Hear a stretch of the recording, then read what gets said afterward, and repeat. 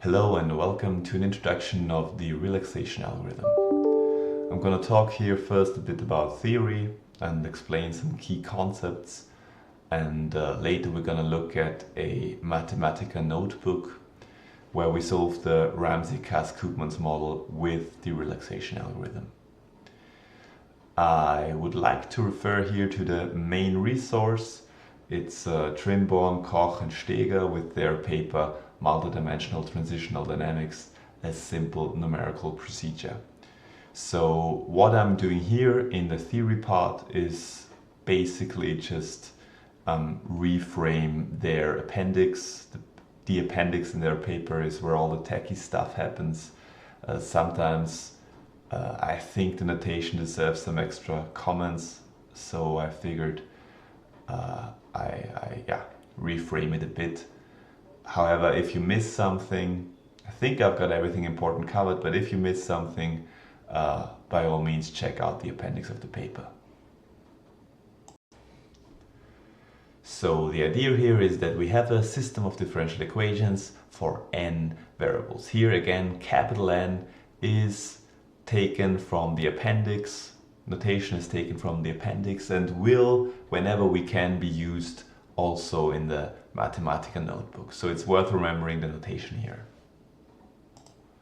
Now the relaxation algorithm attempts to describe the transition path from an initial state to a steady state. And since a lot of macro models are infinite horizon and also continuous time, we have to think of some smart way to work around this problem. After all, if we're trying to solve a system computationally, we rely on finite memory and finite precision, so we have to kind of work around this. And the way the relaxation algorithm works around it is that it cuts the time into a grid of time points. Here capital M is the number of time points. The larger M, the finer the net, basically, the more precise our solution will be, but of course also the higher the computational burden, the longer it will take to run. So the high-level intuition of this procedure is that we guess a path, we have an initial condition, we have an endpoint, and we have an educated guess, more or less educated, how we might behave towards this steady state equilibrium. And then what we do is we evaluate the system for our guess, get the errors, see how wrong we get it, and update the solution using a Newton-Raphson step. And this is repeated until we meet convergence. And to formalize this idea, let's talk about the function space. So the function space is as follows. So we have a couple of variables. In our Ramsey-Cass-Koopmans case, this is capital and consumption. Sorry, but it could be, the more complex the models get, the larger the vector of variables. But not all of these variables need to be affected by time. And this tilde notation is exactly here to capture this idea. So x tilde are all the variables that change, or that are affected by time, that change over time, that are dynamic, if you will. In principle, this could be the same as just x, right? X are all the variables that we have. There's nothing stopping us from saying x tilde is the same as x, and in the Ramsey-Cass-Koopmans case, this is actually the case. But in the more general setting, it doesn't need to be the case. So we have capital N equations, right? Not all of them need to be dynamic. And for notational reasons, we just say, okay, this function f here, this is the function that captures actually, okay, how do all the variables that are actually affected by time change over time? It's the derivative of this variable with respect to time. And then you see, okay, this function, right? Time is a real thing, is a real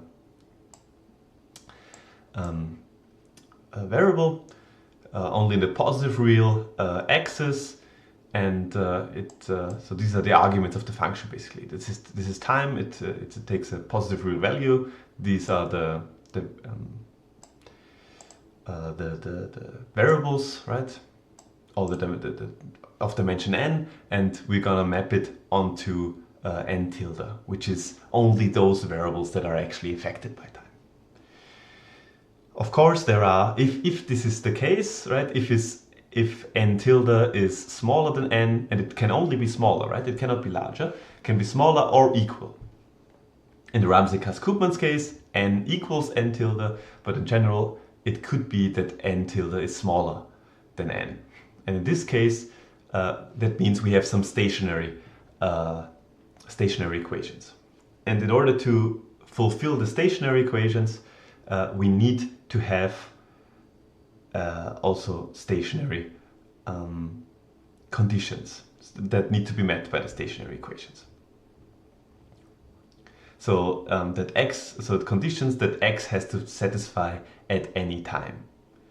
So in case only a subset of my variables change over time, then I need some extra conditions. And these conditions are denoted by g. This g is exactly, again, time here is the positive real line, x is exactly the dimension of my variable vector, and it's going to be mapped into n minus n tilde. So all those stationary equations. To simplify notation, we call the number of initial conditions n1, the number of end conditions n2, and the number of stationary conditions n3. So for all the dynamic variables n tilde, we need as many initial and end conditions. So together there need to be as many initial and end conditions as there are dynamic variables. And altogether there need to be as many conditions, boundary conditions in total, as we have variables to solve for. So basically this last row is kind of intuitive, not necessary for understanding what's going on basically, but if you're interested in the details, these are how the functions are defined. And so basically what you do is you set up a system of equations of n variables, so n equations, now you have n boundary conditions, and now we try to find the root, which is the solution of the system. Remember, we said we cannot do this for continuous time with the computer because we have limited storage and finite computer precision. But what we can do, and what the relaxation algorithm does, is we cut the time into a grid. And this is particularly useful for dealing with infinite time horizon models, as we typically have in macro.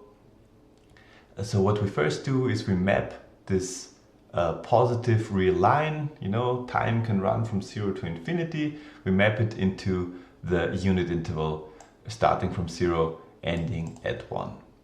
So, and after this, we kind of have a finite time interval now, and this we can cut up. So what we do here is we introduce this time variable tau, because t is reserved for the running variable that runs from 0 to infinity. We now need a new running variable that goes from 0 to 1. And in this case, as the authors of the original paper also do, we employ this mapping from 0 to infinity to 0, 1. So basically saying that whichever t we plug in here, let it be years or whatever seconds, we get an associated tau to it, which is between 0 and 1. And if time goes to infinity, in the limit, tau will go to 1. Okay. So what we will now do is we change the variables from t to tau, which results in a bit of a different system of equation. So now we take the derivative not with respect to t, but with... And so having cut up time now, we made the problem digestible for a computer, because we overcame the infinite time horizon, remember, by mapping it into the unit interval. We made a transformation, a change of variable. That's the one solution, and then we still had continuous time, and now we cut up the continuous time in this unit interval into equally sized chunks, and now we have a discrete finite time horizon problem. And now we want to answer the question, okay, how do the variables of interest change over time, right? So in the end, we want to know how do the variables of interest change on their way into the steady state. And this is so exactly what we do here. So considering the time interval, let's say tau and tau k plus 1, so tau k and tau k plus 1, it's 2 consecutive time points, and the interval here is a continuous interval. So how did the variables of interest change? Well, that's exactly that. So the value of the variables of interest at the end of the period minus the value of the variables of interest at the beginning of the period is the change. And the idea now is that we approximate this exact change with a linear approximation. And this linear approximation says, okay, how long is the time period? Okay, this is the first thing. And how does it change? How does it change evaluated at some point? So the exact change here on the left is approximated by a linearized version of the change. And here we look at the change, how do the variables of interest change, evaluated at this tau bar. And this tau bar is exactly that time period that lies in between tau k and tau k plus 1. So, and this is now supposed to approximate the exact change. And if we rewrite this problem, we arrive at the next line, where this is just by definition true, right? So we said y tilde k plus 1 is just our x evaluated at tau k plus 1, right? This is just by definition true. By the previous, here we see, in the previous slide, we see this is the definition of our yk. So this follows directly, and this psi here is basically also the derivative with respect to tau, evaluated at the average, the mid time point, and also the mid variable value. So this y bar here is what was the value of our variable of interest in the middle of the time period. And once we understand this is an approximation, every approximation makes an error. So we now, if we reshuffle a bit, we bring everything to one side, we get an error function. And this is the thing we want to minimize. So this down there is the thing we want to minimize. This needs to be sufficiently small for us to be satisfied.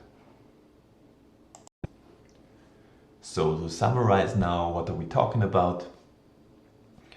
Here we have a description of the system of equations we're trying to solve.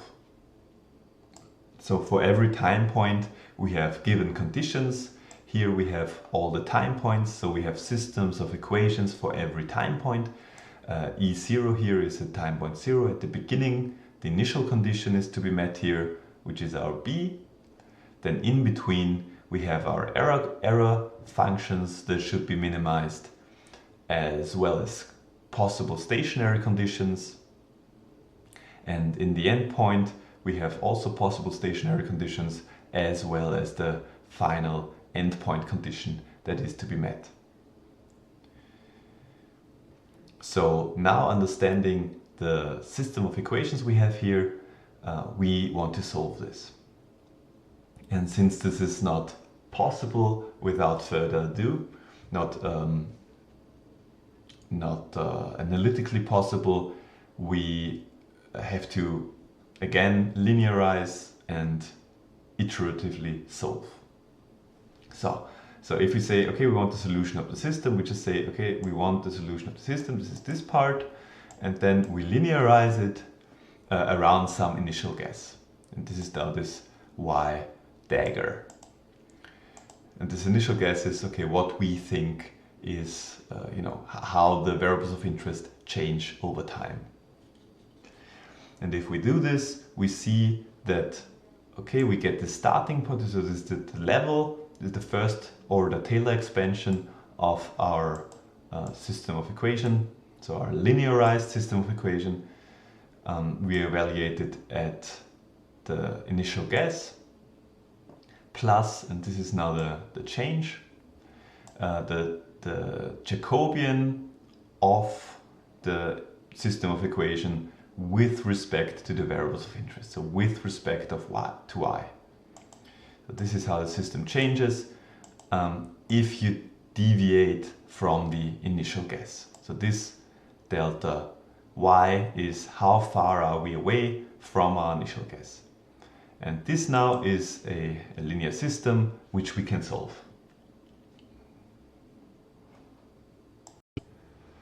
Before we go into the Ramsey-Cass-Koopmans model and solve it with the relaxation algorithm, I thought I'm going to provide you with a small visualization of the Newton-Raphson method. Remember, we might end up with a highly nonlinear system, maybe also high dimensional, and we want to solve it. And this is often quite challenging, to say the least. But one thing we're really good at is solving linear systems, even in high dimensions.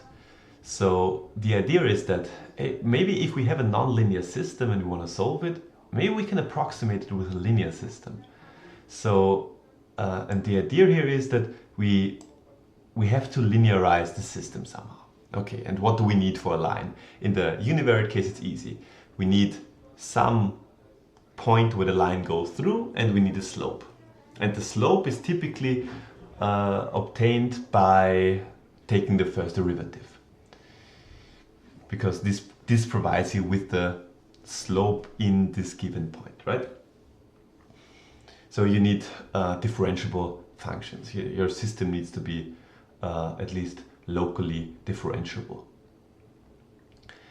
So once you have your point, and the point, how do you get the point? Well, ideally you have an educated guess, but you could also just, guess somehow.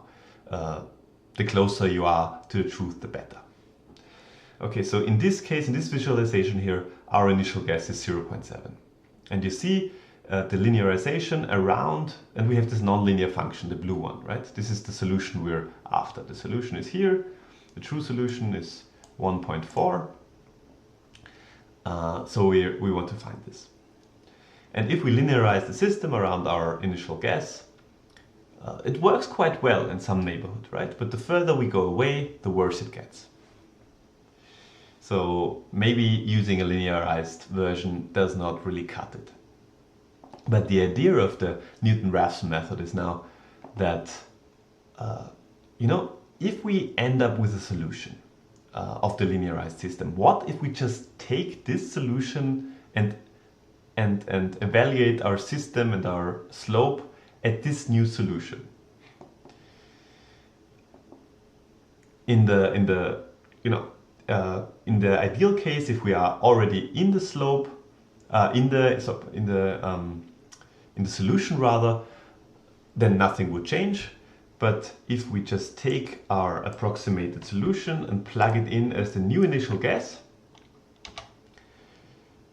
and linearize around this new initial guess, you visually see already that the new solution suggested in the second round is much closer to the true solution.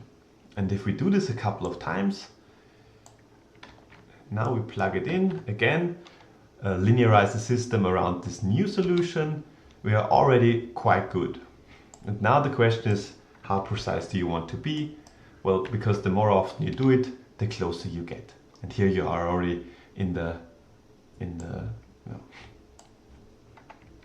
really small territory. If you do it once more, I guess, yeah, we're probably close to machine error, you know. In almost every application, this is good enough. And you see, maybe linearizing the system in the first run didn't really provide us with a good solution, but iteratively linearizing helps us find the true solution. And this is of course, a toy example, right? It gets a bit difficult to visualize in high dimensions, but I hope you now have a good intuition on how this works. Let's now solve the Ramsey-Cass-Koopmans model in Mathematica using the relaxation method. First, I would like to draw your attention to this link here. It's done by the original authors. Parts of my code are taken from their supplied solution, so all credits to them. Also, it's definitely worth checking out. I simplified the code a bit, not to make it overwhelming at first. If you're not too familiar with Mathematica, I think the syntax can be a bit much. But if you want to have the full depth and all the sanity checks, check out the website. They also have different macro models, solved also by MATLAB if you prefer this over Mathematica. So it's definitely a resource to consult to if you plan on employing your relaxation method for your model. So what we start with here is first setting the model parameters, the model settings here. And I try to keep the notation consistent. If you're not too familiar with the Ramsey-Cass-Koopmans model in this channel, there are a couple of good videos explaining it in detail, how to solve it, how to arrive at specific results. I assume you already watched those. If you're a bit shaky in your understanding of the Ramsey-Cass-Koopmans model, I highly recommend checking them out. But if you are, if you already watched them, you will see that all my parameters are named exactly like they are named in the theoretical videos. Also here, I really want to, if you ever do this yourself, I can recommend Mathematica to the extent that everything that has to do with mathematics is so nicely displayed. The syntax is very compelling. Problem is if you start having to deal with large matrices, the syntax becomes a bit messy. So there's a cost to everything, I suppose. Anyways, so first you set your parameters of the model here. You can set them according to the theoretical limitations.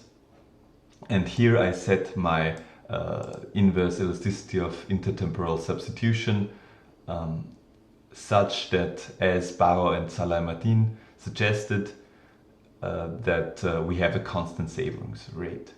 This in itself is not necessary, but it helps to compare the results. So these are setting the parameters. Given the parameters, we can set up our ordinary differential equations, one for how capital changes and one for how consumption changes. These are exactly supplied by the videos, by the theoretical videos you might have watched already. Note here that we implicitly use a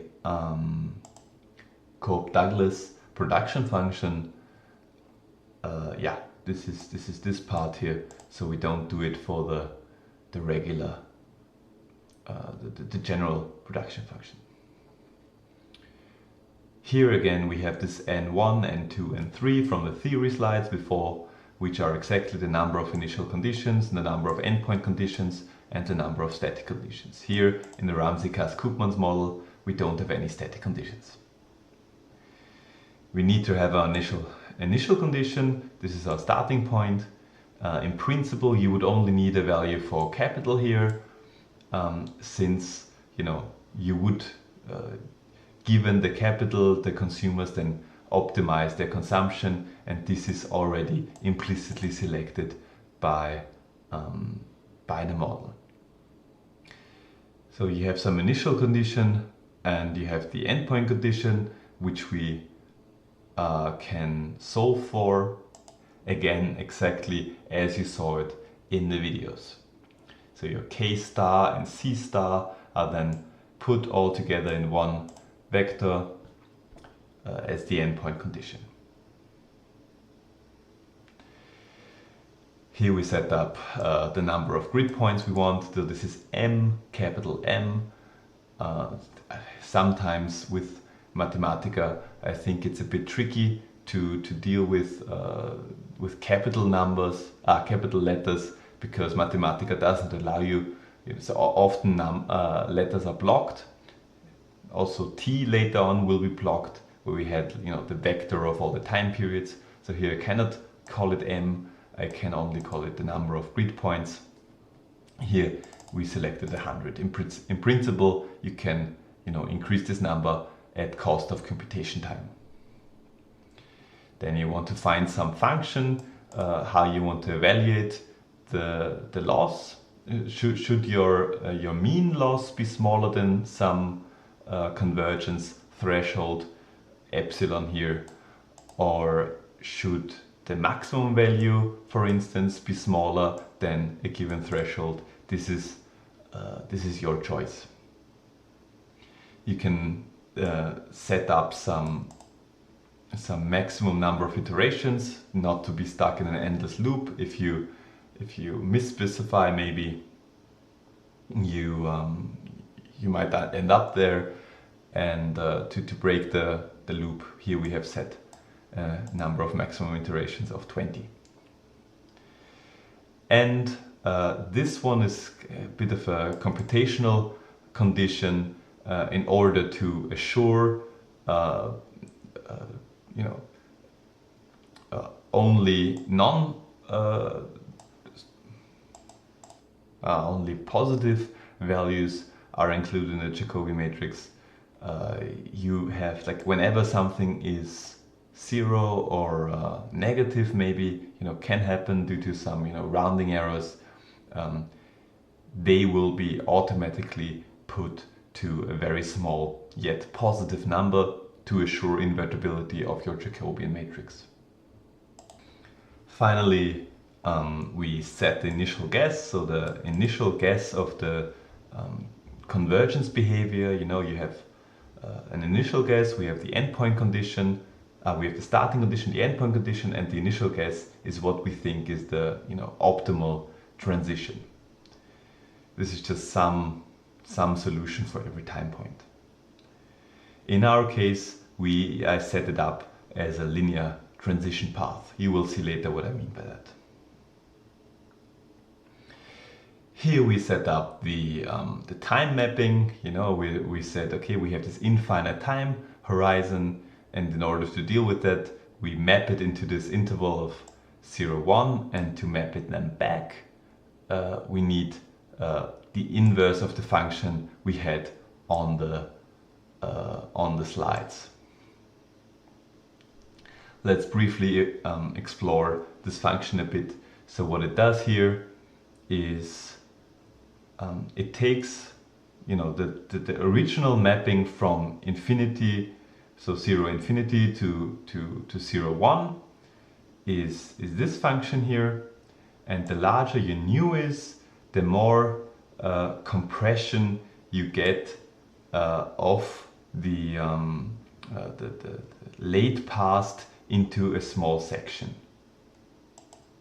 So here the immediate past, everything between 0 and 1, let's say, is almost taking up the entire span. And everything after 1, let's say the interval between 1 and 10, is all compressed into basically the very last end of our unit interval. So the information is much more compressed, so the time is much more compressed in the late past than in the early immediate past. And if you play with your new, you can vary this. So now it's much lower, and here you see basically the interval from 0 to 1 now does not take up basically everything, but only about half. And the other half now is then taken by everything after 1. So with your new, you can vary how your time is compressed so your time from 0 to infinity is compressed into the interval 0, 1. Now if you look at this time function is exactly the inverse of the time function we had in the slides, or also here, for the simple reason that we start off with this unit interval and then just need to translate it back into this 0 infinity range.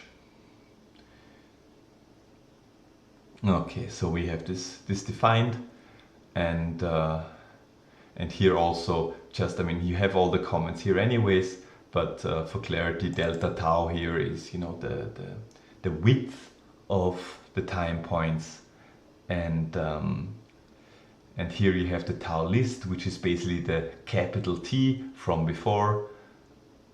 So yeah, this section specifies everything time related, and here you have the mapping back to from 0 to 1 to 0 infinity, which is of course, so this one is just to monitor the warning messages. So long story short, here we come up with the mapping from 0 to 1 to 0 infinity. Now the computational part of the algorithm. So first we need to compute the error we imply with our initial guess. So because if you remember the initial guess, we said there's this linear trajectory of into the steady state. But of course this will be wrong. So what's the error we imply with our initial guess initially? First, some notation. Here we have nt, small nt. This is what you find in the paper to be denoted as capital N.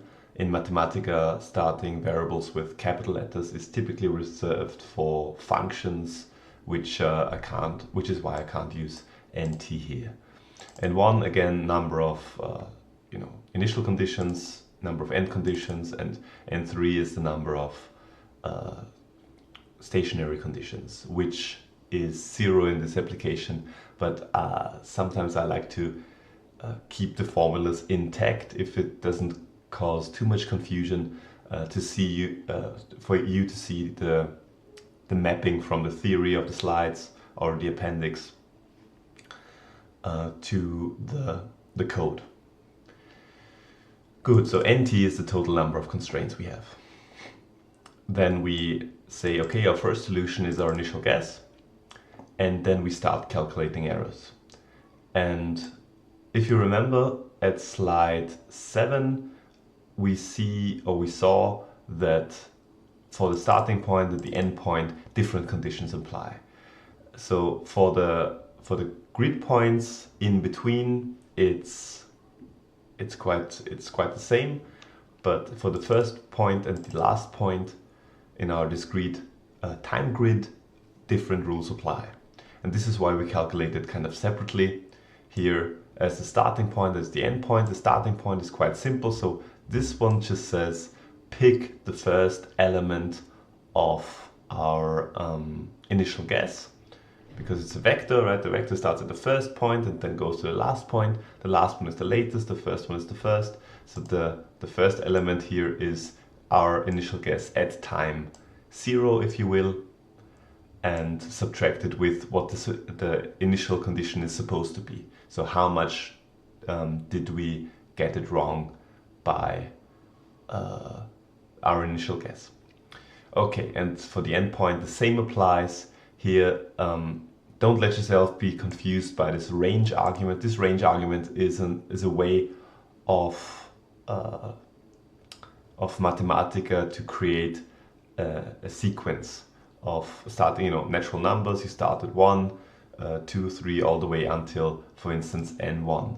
This is if you supply one argument. If you supply two arguments here, you have, or let's say maybe here it's easier.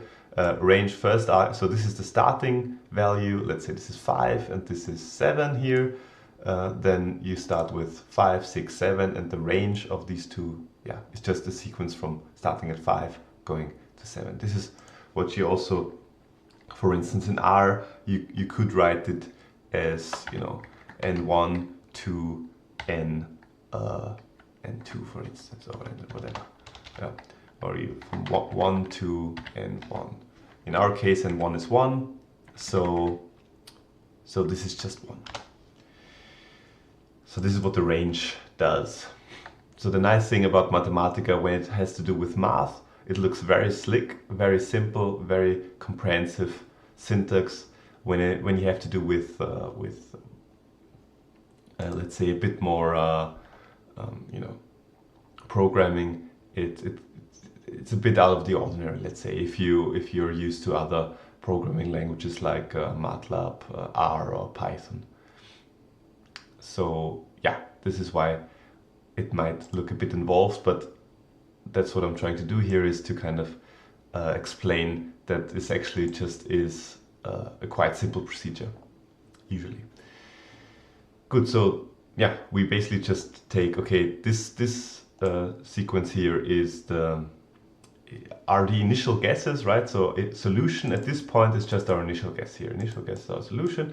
So the solution, and here we pick basically the last value, because we only have one end condition. So we pick the last value of our initial guess and see, how is it different from the end condition? And this is how we get the endpoint error.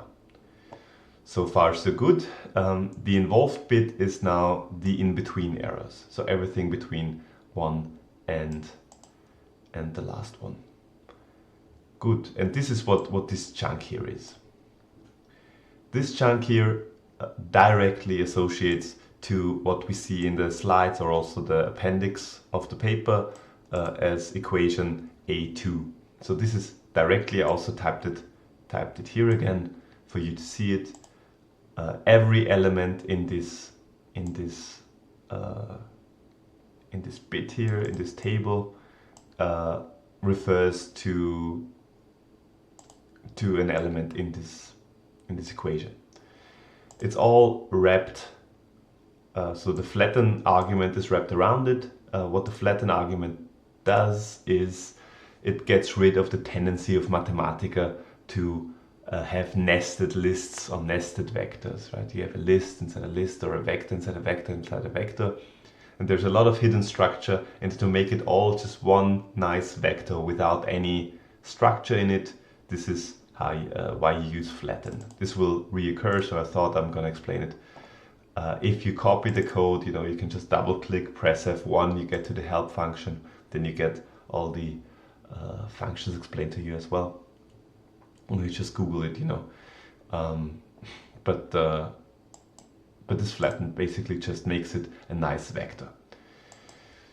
Okay, so we said, the error is at first is the error of the start point, at last the error of the end point, and in between this error function. So let's look at it. So first we evaluate our guess, right? This is the y. So we evaluate, how much did the system change in our guess, in our initial guess in this case, and this is what this first table here does. It basically compares, how much did it change from the, let's say, 5th grid point to the 6th grid point, and from the 10th grid point to the 11th grid point, and evaluate and compute it. And then we say, okay, how much did our initial guess change? And the second bit is, how did the system change? The second bit here, after the minus, we see, we basically see, okay, we look at our system of equations, and then the second bit here is evaluating the average arguments in between the grid points. This is what you find in the slides or in the appendix of the paper, to be denoted on slide 6. So there you have this tau bar, for instance. Tau bar is exactly this. Y bar is exactly this. And why do we have this this exact kind of time structure? Well, it basically the reason why the arguments are combined like this is basically described in equation A1 on slide 5. So this is f. So this one is in principle f times this time function, and this is exactly what we hear. So this is the system of differential equations. This is our f, and we need the time function there, kind of to make this squishification from the infinite time horizon to a time interval between 0 and 1. And since this is basically just the mathematical way of writing the equation A2, we just calculate basically how much did we get the change of the system wrong by our initial guess. So we evaluate the system and we evaluate our initial guess. How much did we get it wrong? We put it in one big vector. We glue the starting error on top of it, and at the bottom we glue the endpoint error to it, and we end up with a straight a normal vector with all the errors. Yes, so this is a structure that will reoccur in the loop later on, so make sure to understand it. But again, just look at the equations A1 and A2 in the paper, so in the appendix of the paper or in my slides, because that's exactly what it is. With this error function at hand now, we try to minimize this one. And since it is a nonlinear, highly dimensional system, we have to rely on the Newton-Raphson method to solve for it iteratively.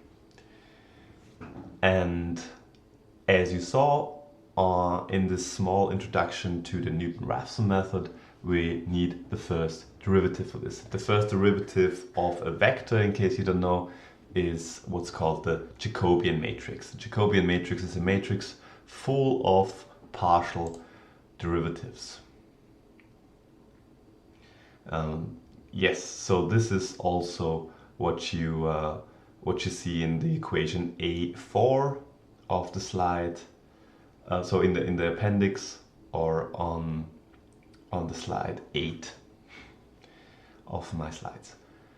And here we can basically distinguish into two key components. The derivative of the error function with respect to the lower grid point or the derivative with respect to the function evaluated at the upper grid point. And if you don't know what this means, maybe have a look at the slides again.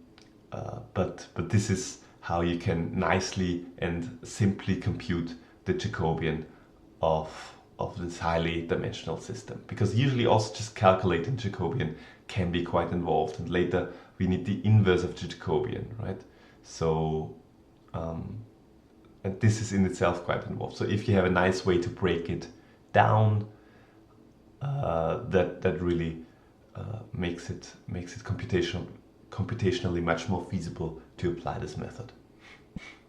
Finally, we have to calculate, or we don't have to, but it's smart to calculate the endpoint Jacobian value outside of the loop, because it's constant and would only add to unnecessary computational burden, and to make the method applicable to very complex tasks, this is to be considered. So here in this JAC endpoint variable, we store the Jacobian value of the endpoint. Okay, and this is when now the incremental improvement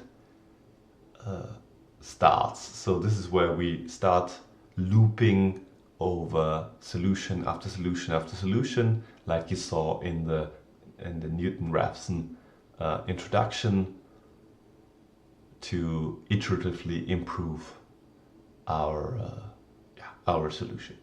So first, with these algorithms, you need to first initialize them. So first we have to have some loss function, basically some criterion which we measure. So if our relative error in this case will be sufficiently small, we say we stop. So this is good enough, basically. But we have to initialize this somehow, and we have the relative error list, which basically just saves all the relative errors to see to keep track of the improvement. Iteration counter, so you always need some exit criterion. So if, for instance, your algorithm doesn't converge or doesn't converge quickly, you want to say, okay, at least try this many iterations in order to before you stop, basically. And this iteration counter counts all the iterations so that we know how quickly does it converge. Solution storage is for later, to store all the different solutions, to see kind of how this is only for pedagogical reasons why I have this in there, to see kind of this iterative improvement you have later on, but in the end you're not interested in the in-between solutions, but you only want the last final solution. And this is basically just to we say, okay, our initial guess is the first element of our solution storage. So in the solution storage, we start with the first vector being our initial guess, and the other ones will be filled up as we go. Okay, and the loop starts here. So as long as the relative error is larger than what we decided the convergence, the minimum. So we decided this convergence epsilon beforehand, and we said, okay, this is how small we want our relative error to be at most in order for us to consider it good enough. And the smaller we make this, the more restrictive we are. So as long as the relative error is larger than this epsilon, we keep going, we keep iterating, we keep improving. Or of course, we say if the iteration count is smaller than the maximum iteration count, we also keep going. So as soon as one of those two criteria are violated, we exit the while loop. So while we're too far off and we're still not exceeded the iteration limit, we keep going. This is what the statement says. And then we have to deal with some Mathematica trickery. So first we evaluate the initial condition, and so where it goes in the matrix. Here it goes in position 1, 1, and this value is also 1.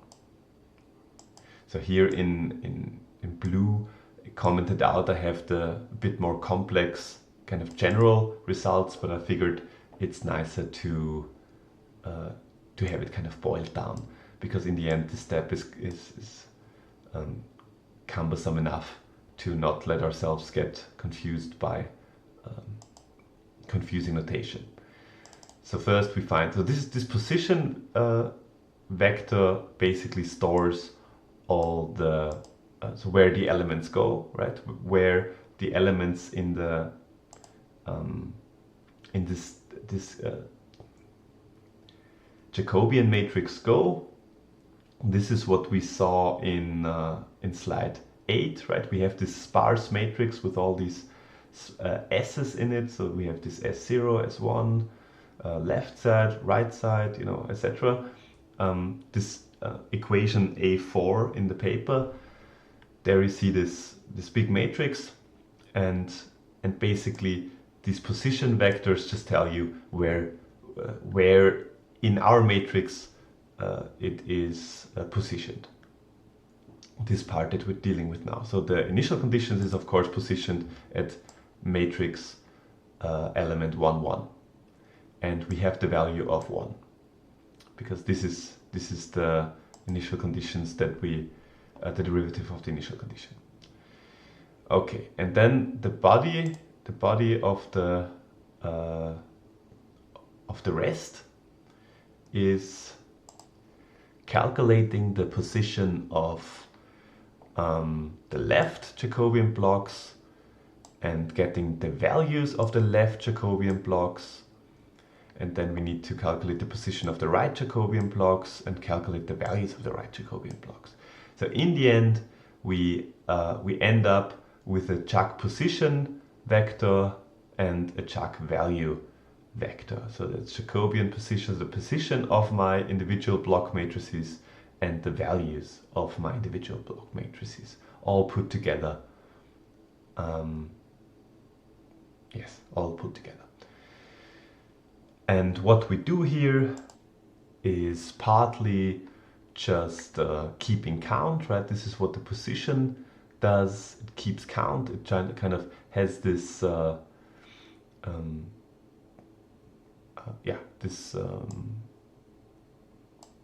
sequence that increases depending on how large your blocks are.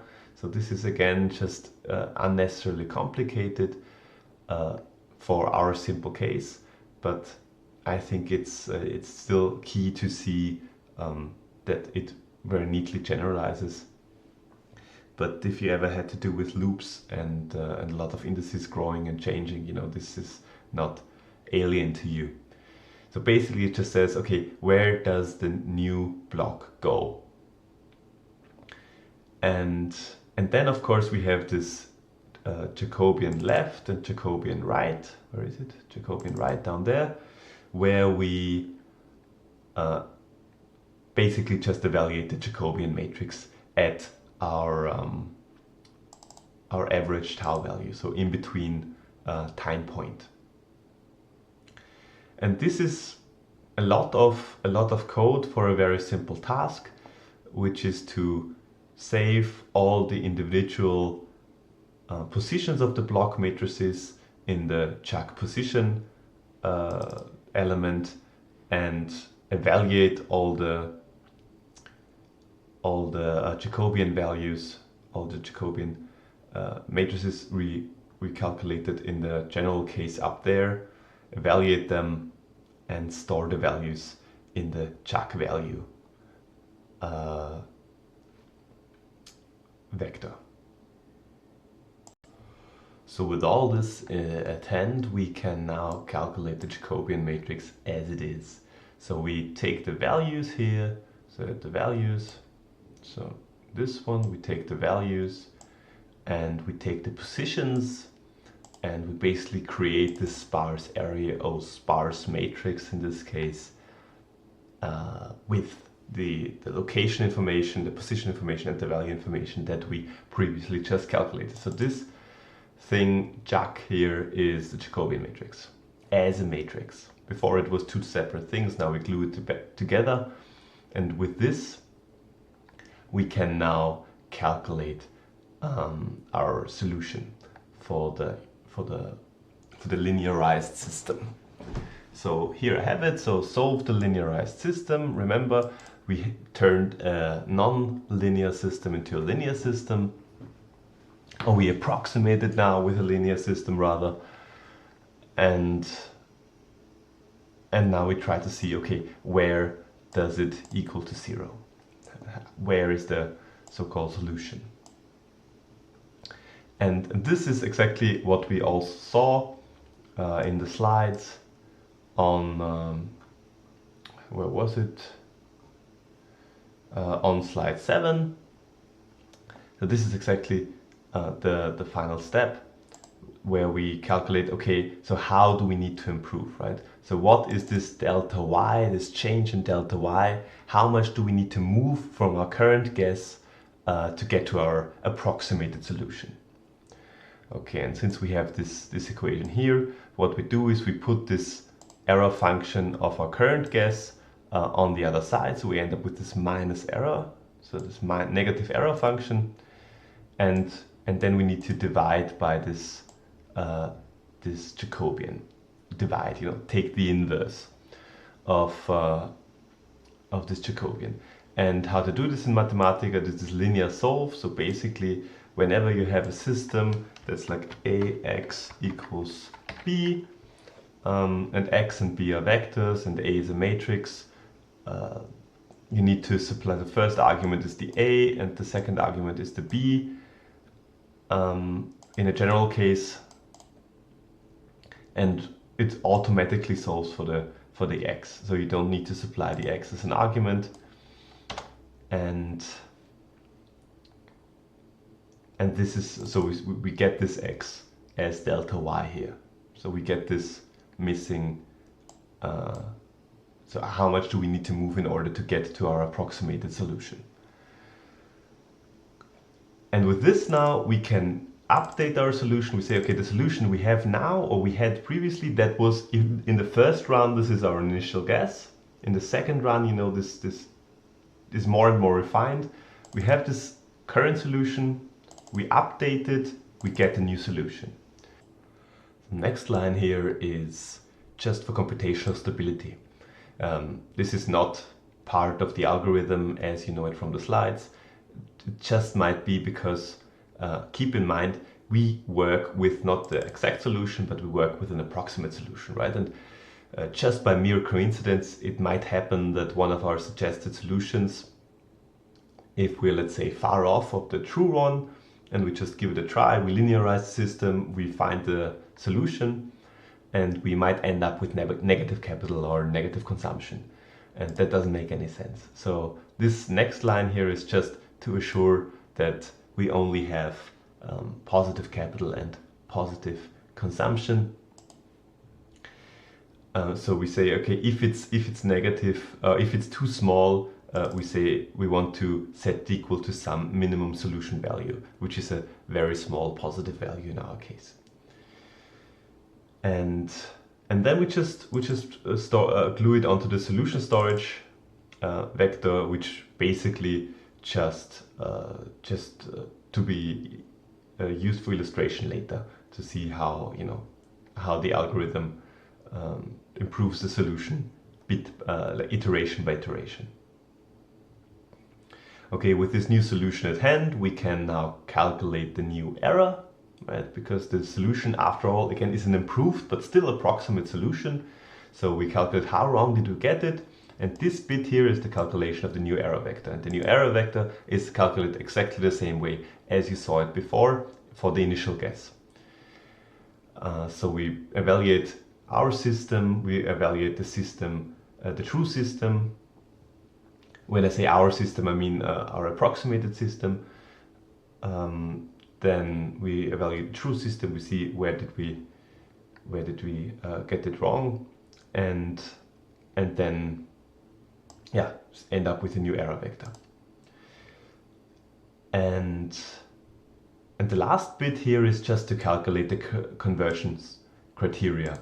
So the relative error is basically the mean absolute error of each grid point, of each time point, and the mean is just a choice. You could also say we look at the maximum error. We want the largest deviation from the truth to be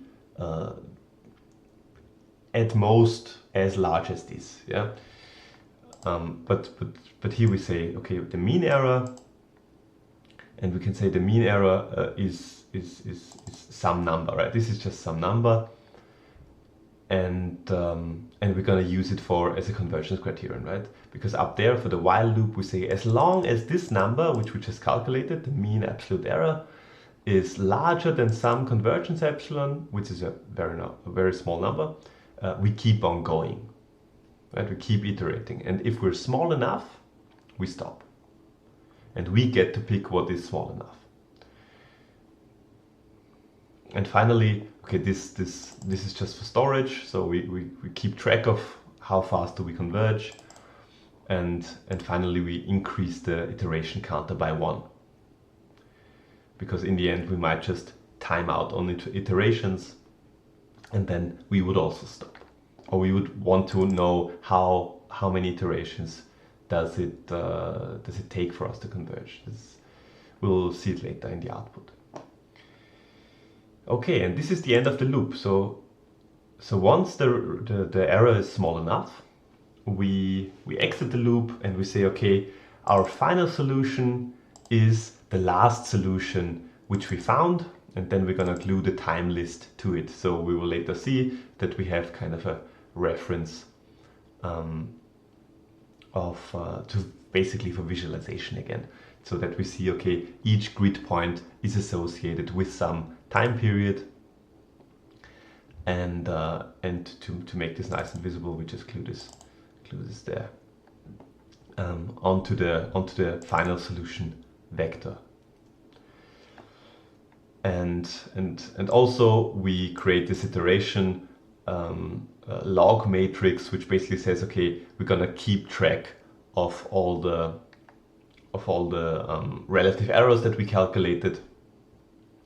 It's basically the same as this relative error list, only a bit neater to look at, and then we're done. Right? So basically the last solution we calculate in this update step. If this produces an error that is small enough, we exit, and then this is basically just cosmetics. And if you want to have a look at the output, we can see, okay, the criterion for a definitive solution is the mean relative error is smaller than 1 over, what's that, a billion? And we set this 1 over a billion to the convergence epsilon. And it says, okay, well, this is our convergence criterion. We needed 5 iterations to meet this. And here we see, so after the first iteration, we said, okay, we got it wrong. This is the mean absolute error, which is quite small, you could argue. And then it gets smaller and smaller, iteration by iteration. And in the end, we are sufficiently small. Good. Of course, again, as I said before, you have a choice in the convergence criterion. So if you would rather have, the maximum error to be smaller than the given value, this is of course also possible in the final step. Just, depends on how you calculate your convergence criterion. And lastly, I wanted to show you, just let's not go through the code, because plotting sometimes can be a bit messy, and this manipulate function is quite fun to play with, but is not necessarily intuitive to set up. So let's just talk about the result here. So you have here 3 plots, and here time on the x-axis, twice time, twice our capital and our consumption on the y-axis, and this last third plot shows us, okay, the trajectory, right? The optimal trajectory of a 2 steady state, which is a graph depicting k on the x, and so capital on the x and consumption on the y-axis. And this line here is this linear convergence trajectory that we initially guessed. This is what I meant. And this is the solution. The blue one is the solution, and we would now basically play with this iteration, this number of iterations to see, okay, the initial guess is blue. After the first iteration, we get the red dots. The red dots is kind of the in-between solution. So after one iteration of the loop, we get already it's much closer, as you see, the red dots are much closer to the blue dots than the green dots. And then after the next one, we're already quite good. And then as you increase the number of iterations, they basically become indistinguishable. And this is basically it. So then you have another way to display the solution as the grid points here, right? So the grid points that are now not mapped between 0 and 1 as it was here in the time here. T is between 0 and 100. We decided to have 100 grid points, but now we can also, of course, have a transformation of T and transform it not back to the 0 to infinity timeline. And this is exactly what I did here. So you have all the time periods starting from today and then our initial guess, and the optimally chosen consumption for our initial guess, and go all the way down to infinity where we converge to the steady state. And this is basically it. This is solving the Ramsey-Cass-Koopmans model using the relaxation algorithm.